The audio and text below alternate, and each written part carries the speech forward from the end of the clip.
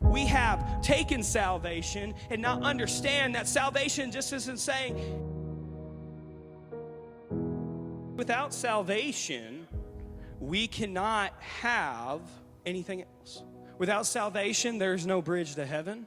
Without salvation, there is nothing that we can do to go be with the Father and to be with Christ. Before Christ, we can choose either to leave or be free, or to remain in bondage or in sin. Romans 6:16, do you not know that if you present yourselves to anyone as an obedient slave, you are slaves of the one whom you obey, either of sin, which leads you to death, or of obedience, which leads you to righteousness? So this is the question I got to ask.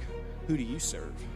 Who is your master? I can tell you the Lord and master of my life is Jesus Christ, and I'll proclaim that every day. I serve the one true King of Kings, who one day is going to come out of the clouds, who one day is going to ride down on that white horse, and this earth will be dissolved in fire, and there will be a new earth with 1,000-year reign, and all the pain and everything will be gone, and the peace especially will be here. And so Jesus says in John 8:12, I am the light of the world.